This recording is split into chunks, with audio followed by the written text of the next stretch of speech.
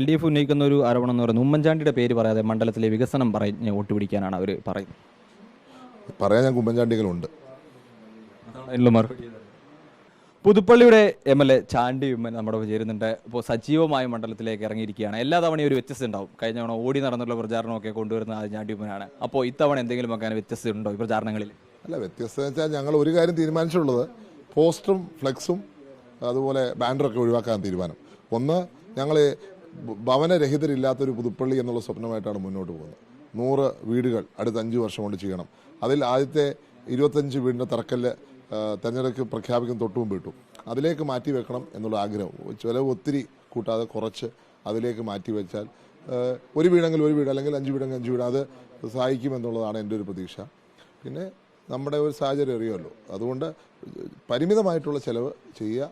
അതിനോടൊപ്പം ചേർത്ത് നമുക്ക് ചില യൂത്തിനെയും അതുപോലത്തെ ചില പരിപാടികൾ നടത്തുക. ഇപ്പം ഇന്നലെ റോഡ് ഷോ ഉണ്ടായിരുന്നു, നാളെ ഒരു സൈക്കിൾ റാലി ഉണ്ട്.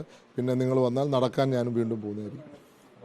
കോൺഫിഡൻസിന്റെ കാര്യം കൂടി ഉണ്ടോ അതിലേക്ക്? അതായത് ജനങ്ങളുടെ മനസ്സിൽ പതിയാൻ പോസ്റ്ററുകൾ പതിക്കണ്ട എന്നുള്ള കോൺഫിഡൻസ് കൂടി ഉണ്ടോ ഫ്ലെക്സും പോസ്റ്റർ? അല്ല, ഞങ്ങളെ സംബന്ധിച്ച് ജനങ്ങളുടെ മനസ്സിലാണ് ഞങ്ങളുടെ സ്ഥാനം, ഫ്ലെക്സിലല്ല. അതുകൊണ്ട് അത് ആവശ്യമില്ല.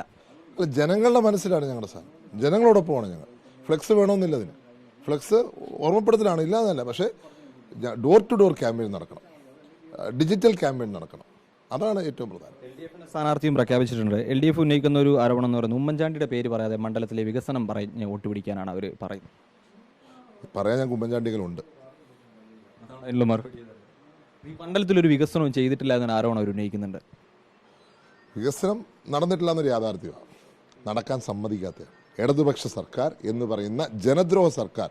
ഇവിടുത്തെ പുതുപ്പള്ളി തലപ്പാടിയിലെ സൂപ്പർ സ്പെഷ്യാലിറ്റി ഹോസ്പിറ്റൽ ആരാ നടപ്പിലാക്കാത്തത്? നമ്മുടെ കമ്പനിപ്പടി പാലം ആരാ നടപ്പിലാക്കാത്തത്? പാറേക്കടവ് പാലം പില്ലറിൽ നിൽക്കുകയാണ്. 10 വർഷം നിന്ന പോലെ ഇപ്പോഴും നിൽക്കുകയാണ്. പലതവണ ഉന്നയിച്ചിട്ട് നടന്നിട്ടില്ല. വില്ലേജ് ഓഫീസ്, ഇവിടുത്തെ 2 മന്ത്രിമാർ ശ്രീ VN വാസവനും ശ്രീ K രാജനും വന്ന് തറക്കല്ലിട്ട, എൻ്റെ പിതാവ് ഉണ്ടായിരുന്നപ്പോൾ തറക്കല്ലിട്ടതാണ്. ഈ പഞ്ചായത്ത് ഇലക്ഷന് ശേഷമാണ് മണ്ണ് മാറ്റിയിരിക്കുന്നത്. ആരാ നടപ്പിലാക്കാത്തത്? മിനി സിവിൽ സ്റ്റേഷൻ അത് പൂർത്തിയാക്കാതെ ഉമ്മൻചാണ്ടിയുടെ പേരിട്ടത് ആരാണ്? ഇവരല്ലേ. എത്ര വേണേ എണ്ണി പറയാം. ഇപ്പം RIT ഞങ്ങളുടെ ഏറ്റവും മികച്ച സ്ഥാപനമാണ്. ആ സ്ഥാപനത്തിന് ലെക്ചർ ഹാള് പോലും അവിടെ ഇല്ല. ഇപ്പോഴാണ് ഉദ്ഘാടനം ചെയ്ത് 9 വർഷമെടുത്തു പൂർത്തിയാക്കാൻ. അങ്ങനെ ഇവിടുത്തെ ഓരോ കാര്യങ്ങളും ഡിലേ ചെയ്ത് അതിൻ്റെ ഒരു എന്താ പറയുക, ഭീകരാവസ്ഥ ബോധ്യപ്പെടണമെങ്കിൽ സർക്കാരിനോട് കാര്യം പറയണം. അവർ ചെയ്യത്തില്ല. ഇവിടെ ഒരു സ്ക്വയർ, ഉമ്മൻചാണ്ടി സ്ക്വയർ എന്ന് പറഞ്ഞ് പേരിടാൻ പഞ്ചായത്ത് തീരുമാനിച്ചു. ഞാനും അംഗീകരിച്ചു. പഞ്ചായത്ത് തീരുമാനമല്ല, ജനങ്ങൾ തിരഞ്ഞെടുത്ത പഞ്ചായത്ത്. ആ സ്ക്വയർ നാമകരണം ചെയ്യാൻ ഇന്ത്യയുടെ വൈസ് പ്രസിഡന്റിനെയാണ് ക്ഷണിച്ചത്. സർക്കാർ എതിർത്തു. ഇതാണ് സർക്കാരിന് ഉമ്മൻചാണ്ടിയോടുള്ള വൈരാഗ്യം. ഉമ്മൻചാണ്ടിയോടുള്ള വൈരാഗ്യം പുതുപ്പള്ളിയോട് വൈരാഗ്യമാണ്. പുതുപ്പള്ളി ഇവരെ തോൽപ്പിക്കുന്നു എന്നുള്ള വൈരാഗ്യം. അതുകൊണ്ട് വികസനം ഞങ്ങളുടെ കാലത്തെ വികസനം എണ്ണി പറയാൻ പറ്റും. ഇപ്പം കോട്ടയത്തെ എന്താ പറയുക, ആകാശപാത ആരാ നടപ്പിലാക്കാത്ത? 9 വർഷമായി സർക്കാർ തിരുവഞ്ചൂർ സാറിനെ ദ്രോഹിച്ച് ജനങ്ങളെ ദ്രോഹിച്ചുകൊണ്ടിരിക്കുകയല്ലേ. അത് തന്നെയാണ് പുതുപ്പള്ളിയോടും കാണിക്കുന്നത്. MLA-മാരോടൊക്കെ അവഗണന നടന്നു. അതാണ് ഇതിന്റെയൊക്കെ കാരണം നടത്തുന്നത്. അവഗണിക്കുകയാണോ? ഞാൻ ചോദിക്കട്ടെ, ഉമ്മൻചാണ്ടി സർക്കാരിന്റെ കാലത്ത് തുല്യനീതി, എല്ലാവർക്കും ഒരേ ഫണ്ടായിരുന്നു. ഈ സർക്കാർ വന്നിട്ട് എന്താ, ഇടതുപക്ഷത്തിന് 2 UDF-ന് 1 എന്നുള്ള രീതി. എന്നിട്ട് ഫണ്ട് അനുവദിച്ചാൽ തന്നെ പണി തുടങ്ങത്തില്ല. അതാണ് കാര്യം. മുന്നോട്ട് എന്താണ് പുതുപ്പള്ളിയിലേക്ക് ഒരു വികസനം എന്ന് ആഗ്രഹിക്കുന്നത്? പുതുപ്പള്ളിയിൽ ഫസ്റ്റ് ചെയ്യാൻ പോകുന്നത് ഈ പാലങ്ങൾ, ഇവിടെ പൂർത്തിയാക്കാനുള്ള പാലങ്ങൾ പൂർത്തീകരിക്കും. ഇവിടുത്തെ സൂപ്പർ സ്പെഷ്യാലിറ്റി ഹോസ്പിറ്റൽ അത് നടപ്പിലാക്കും.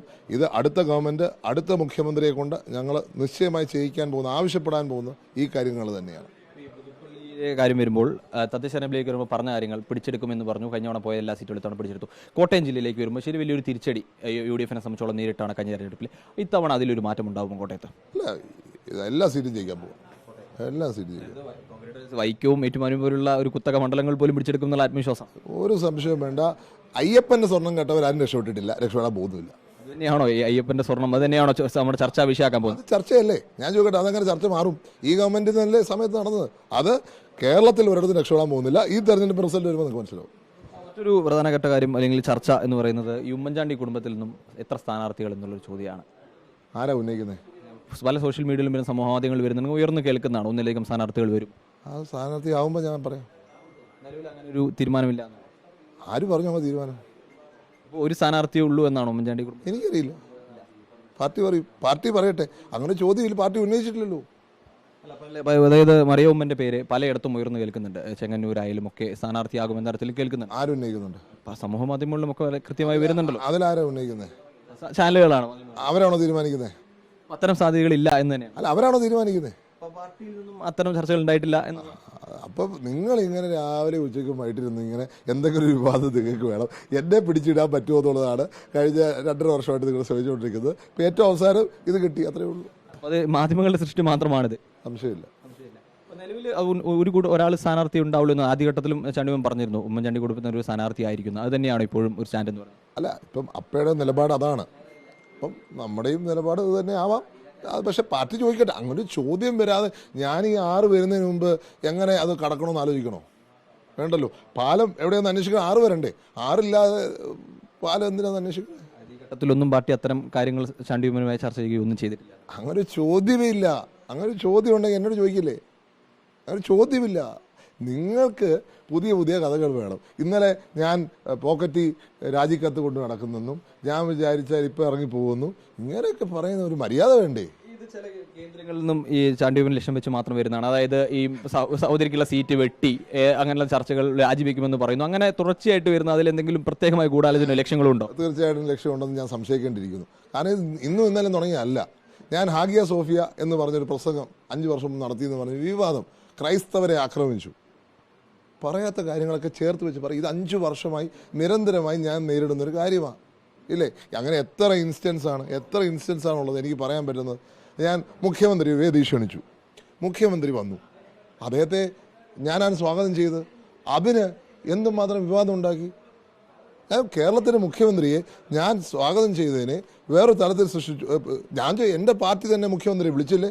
അതിന് പ്രശ്നമില്ലെങ്കിൽ ഞാൻ വിളിച്ചത് എന്താ പ്രശ്നം? അപ്പം ചില കേന്ദ്രങ്ങൾ ഇത് ബോധപൂർവമായി സൃഷ്ടിക്കുന്നൊരു കാര്യമായിട്ട് കണക്കാക്കേണ്ടിയിരിക്കുന്നു. കാരണം ഇപ്പോഴും ദിവസം ഒരു വാർത്ത വരും, എന്നിട്ട് ഞാൻ അതിന് മറുപടി ഉണ്ടെന്ന് പറയുന്നത് നടക്കുന്നത്. പാർട്ടി പറഞ്ഞോട്ടെ, പാർട്ടി തീരുമാനിച്ചാൽ ആർക്കും സ്ഥാനാർത്ഥിയാവാം. പാർട്ടി തീരുമാനിക്കുമ്പോൾ ആരായാലും സ്ഥാനാർത്ഥിയാവും. മത്സരിക്കാമെന്ന് തന്നെ ആർക്കും സ്ഥാനാർത്ഥി, പാർട്ടി തീരുമാനിച്ചാൽ ആർക്കും സ്ഥാനാർത്ഥിയാവും. എന്തായാലും പുതുപ്പള്ളിയിൽ ആത്മവിശ്വാസത്തിന് ഒട്ടും കുറവില്ല എന്ന് തന്നെ. ഒരു കുറവില്ല. വിജയിക്കും. കഴിഞ്ഞ വർഷം ഭൂരിപക്ഷം മറികടക്കുമോ? ഭൂരിപക്ഷം കുറയാനാണ് സാധ്യത. കാരണം 11,000 പേരെ വോട്ട് കട്ട് ചെയ്തു. ഓർത്ത് നോക്കണം, അനേകം പ്രവാസികൾക്ക് വരാൻ പറ്റാത്ത സാഹചര്യമുണ്ട്. പക്ഷെ അതിൻ്റെ അപ്പുറം 11,000 പേരുടെ വോട്ട് ഇവിടെ കട്ട് ചെയ്തിരിക്കുകയാണ്. തീർച്ചയായിട്ടും ആദ്യം തൊട്ടേ ഞാൻ ഇലക്ഷൻ കാലത്ത് ഇത് സൂചിപ്പിച്ചിരുന്നു, ഇത് ശരിയല്ല, ഈ രീതിയിലല്ല ചെയ്യേണ്ടത്. നമുക്ക് ഇങ്ങനെയാണോ ഒരു SIR പ്രോസസ്സ് നടക്കേണ്ടത്? ഇത്രയും ഫാസ്റ്റായിട്ടാണോ? അതുകൊണ്ട് എനിക്ക് ചില സംശയങ്ങൾ ആ കാര്യത്തിലുണ്ട്. അതുതന്നെയാണ്. എന്തായാലും തികഞ്ഞ ആത്മവിശ്വാസമാണ്. പുതുപ്പള്ളിയുടെ മണ്ണ് ചാണ്ടിയുമ്മനെ കൈവിടില്ല എന്ന ഉറച്ച വിശ്വാസത്തിൽ തന്നെയാണ് ചാണ്ടിയുമ്മൻ മുന്നോട്ട് പോവുകയും ചെയ്യുന്നത്. വീഡിയോ ജേർണലിസ്റ്റ് രഞ്ജിത്ത് കളത്തിപ്പടിക്കൊപ്പം reporter Akhil, in reporter, Kottayam.